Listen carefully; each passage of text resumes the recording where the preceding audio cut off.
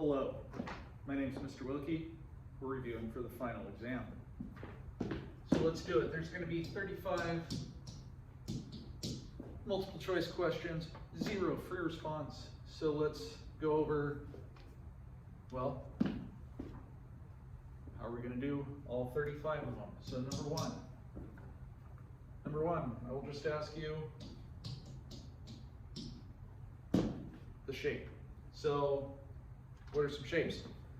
Uniform, skewed left, skewed right, symmetric, bimodal.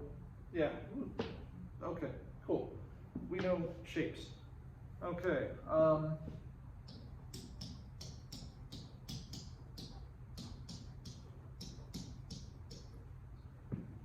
now your answer to number 2 will depend on your answer to number 1. I thought I rewrote shape. I don't think. Anyway, clearly it's been a long semester, right? But we're getting through it because this is the final. So center and spread. Center is either the mean or the median. Spread is either the 5-number summary or the standard deviation. So how do we know which one to use? If it's symmetric, we use the mean standard deviation. If it's skewed, we use the median, right? And 5-number summary. Cool, okay, number 3.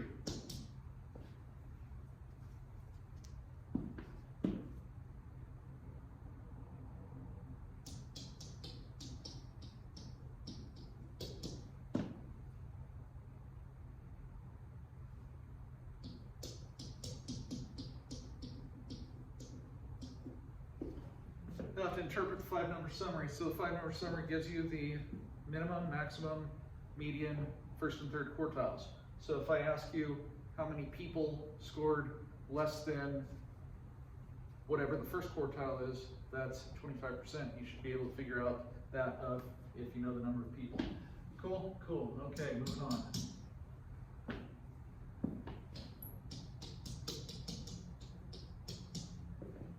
How can we tell if there's any outliers? Well, 1.5 IQR above Q3 or 1.5 IQR below Q1. Easy, easy. All right, next page.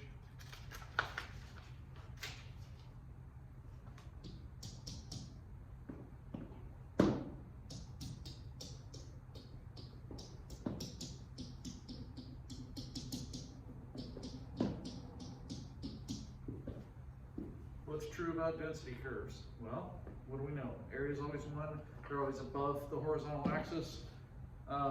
Anything else? We can look at the shape, maybe be able to tell the high points, the mode, all sorts of things, right? Okay, mean and median, we might be able to tell, but might not always, okay? Number 6.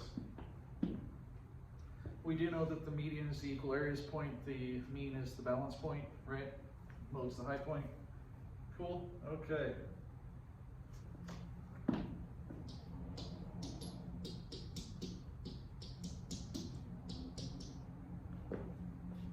You'll have to use the 68, 95, 99.7 rule. This is for normal distributions, right? Within 1 standard deviation, within 2 standard deviations, within 3 standard deviations of the mean. Okay.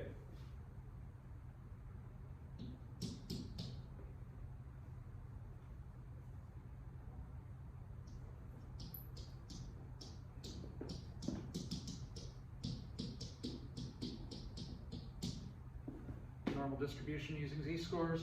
You can use your z-chart. You will have a z-chart available to you. You can use your normal CDF, which hopefully by the time you watch this, I will have taught you.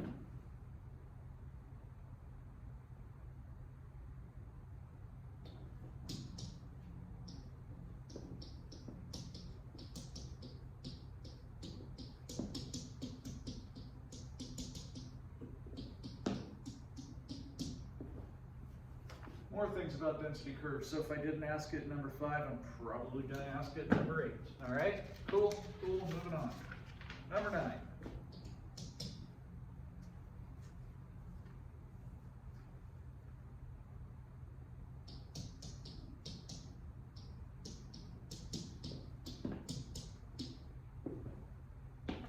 interpret a least squares regression line, I'll give you a least squares line, you answer a question correctly, whether it's, plug in, find a residual, find the slope, find the intercept.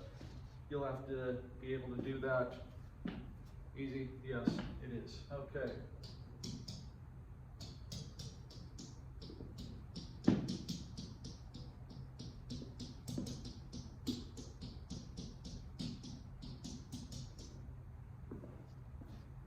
Things that are true about regression and correlation. Okay, well, correlation needs to be quantitative, right? Correlation is always between -1 and 1, inclusive, right? If it's 0, there's no correlation. Positive association has positive correlation. Regression, correlation, X and Y don't matter. Regression does matter, right? Every regression line passes through what point? Good, X bar, Y bar. Okay, there's all sorts of stuff we need to know and should know. All right.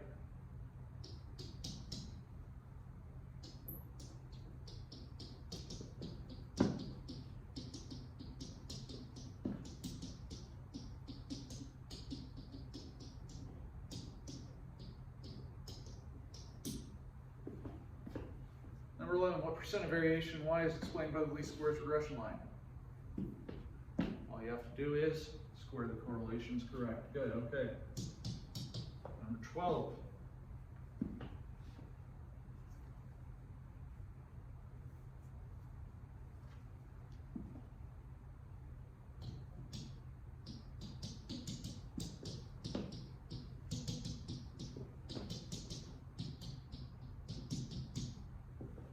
So you might want to plug in your XY chart to your list 1 and list 2, run linear regression, you'll have the correlation, answer a question about it, okay? Easy enough, yes it is, good. All right, next page. Number 13.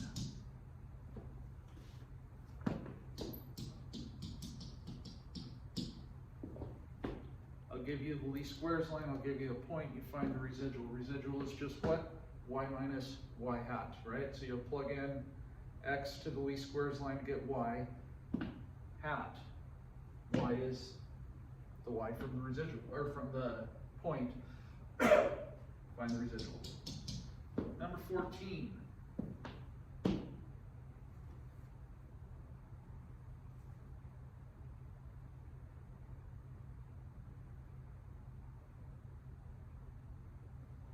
Number 14 will be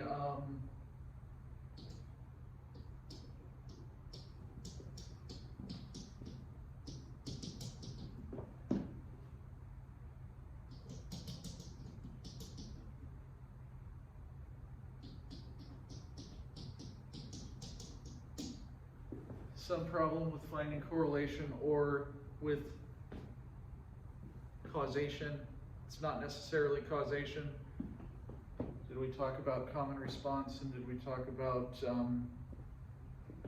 confounding factors? I think we did. But anyway, this will be some problem with finding correlation, causation, etc. Okay? Hopefully you'll know when you see it, and we'll talk about it in class. So make sure that we went over all that.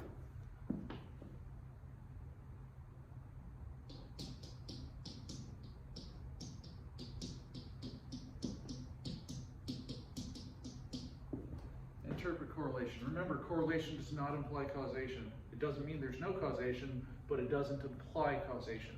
So if I say these two things have a high correlation, doesn't necessarily mean one causes the other. All right, number 16.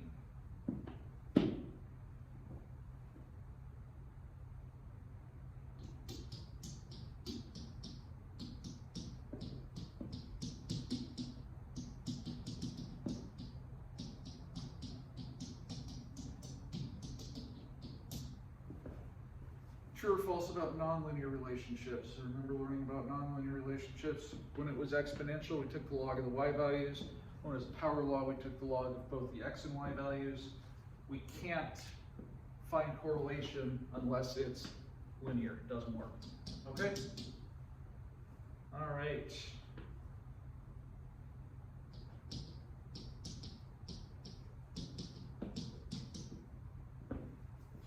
Two-way table has rows and columns. What do we call the totals? Good, the marginal distribution. If we just looking at one row or one column, that's a conditional distribution. Yeah, easy enough, cool.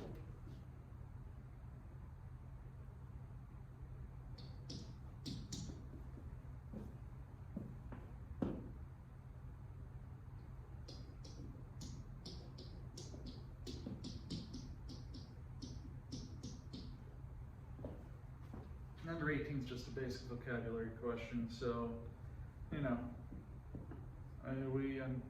it has to do with correlation, causation, common response, confounding, extrapolation, something that section of the book, okay?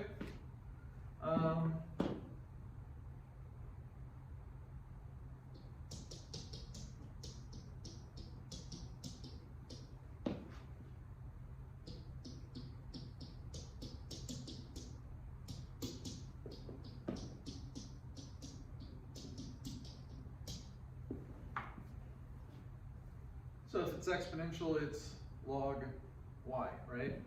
Okay, do some sort of transformation. Exponentials go up by a fixed percentage, right? Powers go up as in different dimensions, okay? Make sure you know the difference between exponentials and power laws. Number 20.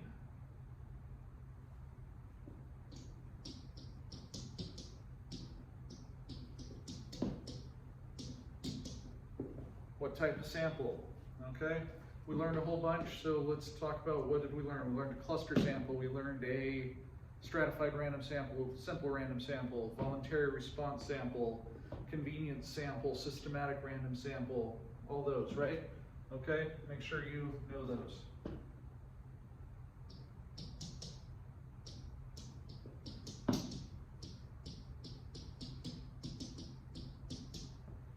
Type of bias. We learned response bias, non-response bias, under coverage, response bias due to wording of the question, all sorts of things there. Oh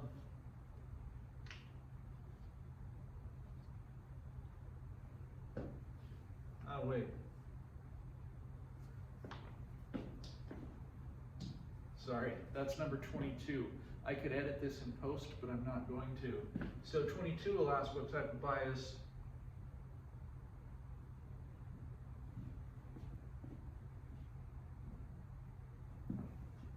that's not going to work.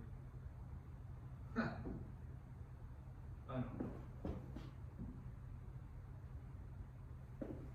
There we go.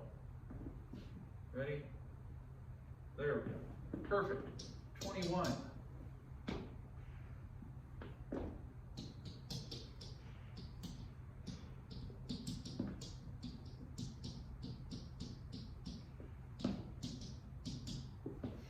How do we improve our sample? We can improve our sample by reducing bias, reducing variability.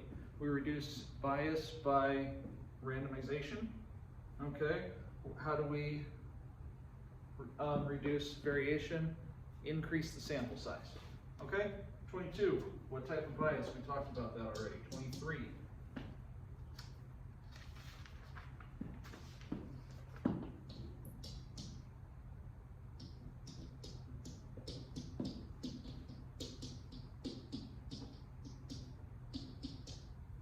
Why do we use control groups? Well, yeah, we know, right? Good, okay. So if you don't know, you need to know. All right, number 24.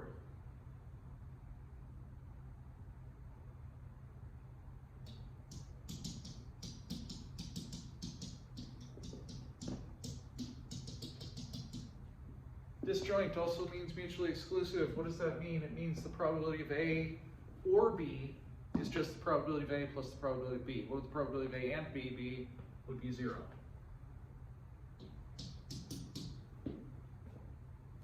Okay, 25.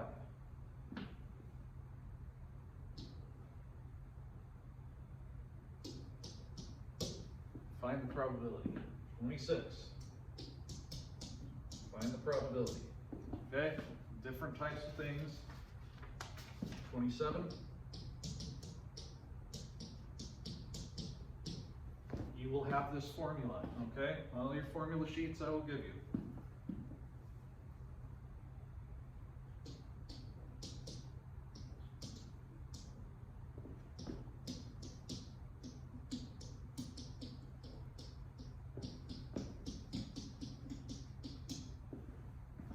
There's 5 answer choices, but you can narrow it down to 2 just by understanding this. What are those 2 we're going to narrow it down to?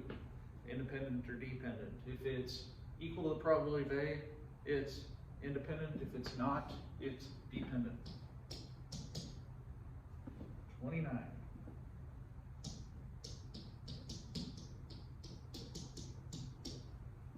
Probability of at least 1.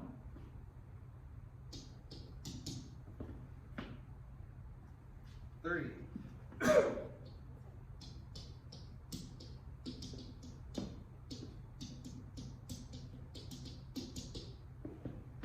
To abbreviate by number 30. Probability given the probability distribution. Easy enough? I think so too. All right.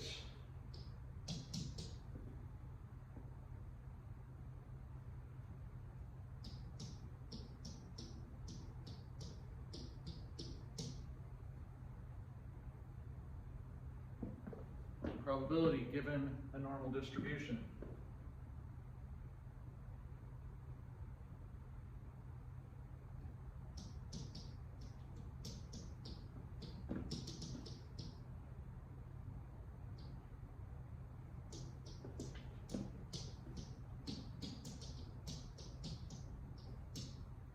Probability given normal with linear combination, so it'll be like 2 normal distributions. You got to combine them. Remember, mu of x plus y equals mu of x plus mu of y. Sigma x plus y equals the square root of sigma squared x plus sigma squared y. If they're independent, they will be independent.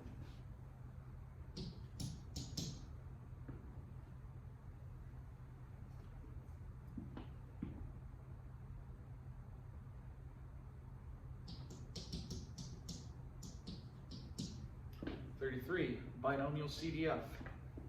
Okay? Easy enough. Or 1 minus binomial CDF, or 2 CDFs if you need to find between, right? So if I said, hey, there's 10 questions, what's the probability you get 3 to 5 of them right? You would do a CDF of 5 minus a CDF of 2, right? You'd be left with 3 to 5. That's right. Good. Okay. All right. 34.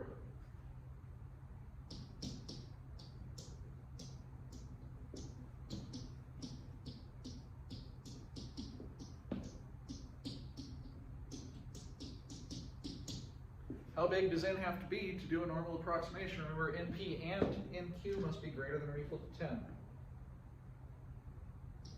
And 35 is just a z-score. Easy enough? I think it is. Now, you'll have 2 hours to take the final. You will be able to use a formula sheet, which I will provide with the test, or I will put in the discussion section. You'll be able to use that. And Z-charts and calculators and all that, okay? That's it. That's your whole final exam. That's a semester's work right there. Okay? Easy enough? I think it is. You should be fine. So if you have any questions, email me, put them in the chat if we're watching this in class. I don't know that we'll have time to, but there it is. Good luck. Do your best. Yeah, thanks for listening. Thanks to Bauhaus for the t-shirt, and good luck on your final, everybody. Have a great winter break.